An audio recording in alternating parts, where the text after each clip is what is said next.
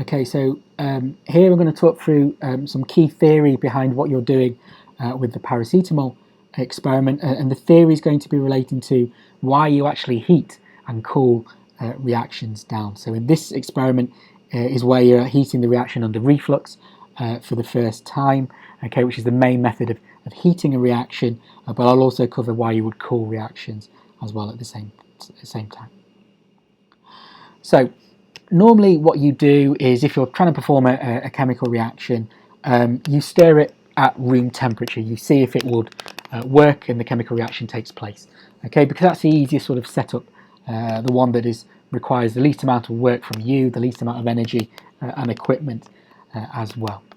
So if the reaction works at room temperature, you simply stir it at room temperature. If it works, fine. However, if the reaction doesn't work at room temperature, or doesn't work well at room temperature, it has issues, then you sort of consider whether or not you want to heat the reaction, or if you want to cool the reaction. So the reason why reactions are sort of cooled down and conducted at a lower temperature than room temperature, like at 0 degrees if you're cooling it in ice, or minus 78 degrees if you're cooling it down in dry ice, is because you've got issues when you run the reaction at room temperature. So one of the main issues is if you've got an exothermic reaction, you're giving off a lot of heat when you're mixing the reagents together at room temperature. That has a high risk. Okay, there's a risk that the experiment can go out of control, and sort of you end up with an accident. Okay, so what you can do is you can cool the reaction down. You add your reagents a bit more carefully, and that will control the exothermic reaction.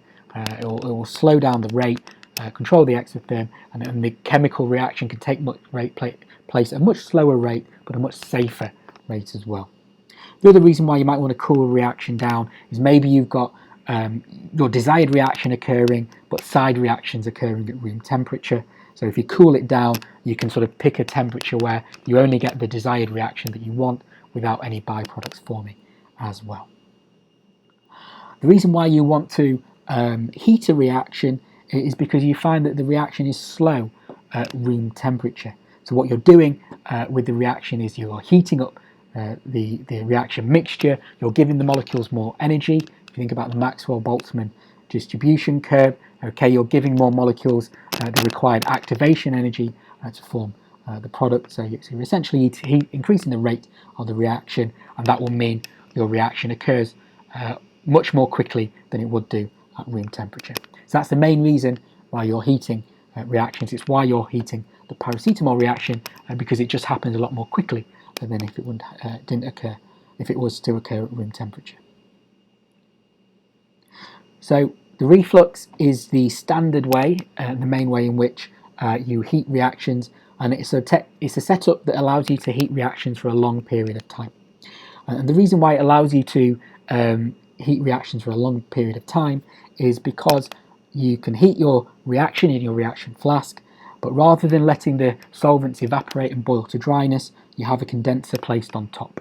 So as the solvent sort of boils and gets to the condenser, it then sort of, the vapors cool down and they condense back into the flask. So then you can sort of heat your reactions for long periods of time, for like an hour, a few hours, even overnight if you wish. So when you set up your reaction like so, when you're heating it under reflux, you get your solvent to boil and condense through the condenser, and so the temperature of the reaction is the boiling point of the solvent. So if you're using water as a solvent, as you are doing for the paracetamol reaction, then the actual temperature of the reaction is 100 degrees. It can't go above 100 degrees because the water starts boiling at that temperature. And then another couple of key tips for setting these reflux up correctly: just make sure you always clamp round the sort of neck of the flask, and also make sure you don't have a stopper in at the top as well, because you don't want to have a build-up of pressure from the vapors. That could lead to a potential explosion. When it comes to cooling a reaction down, this is the main sort of setup that you would use. So you have a round bottom flask, but you usually have a flask with more than one neck. And so on one neck you have a dropping funnel. Okay, so this is a funnel where you've got a tap, so you can add your reagent with the tap closed, and then you can open the tap ever so slightly. That will help you sort of add reagents in a drop-wise way, in a slow way, rather than adding it all at once. That's going to help control the rate and control the exotherm of the reaction. And the other thing you do is you cool it in a cooling bath. Like I said, if you're cooling it to 0 degrees, you know the bath will contain ice in there. And then you also, through the other neck of the flask, have a thermometer, so you can actually monitor the temperature of the reaction and make sure it's at 0 degrees or whatever other low temperature you're trying to achieve.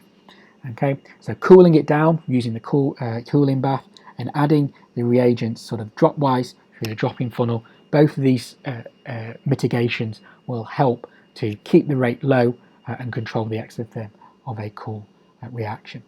Okay, so when you are setting up a reaction in this way, this is how you need to set it up.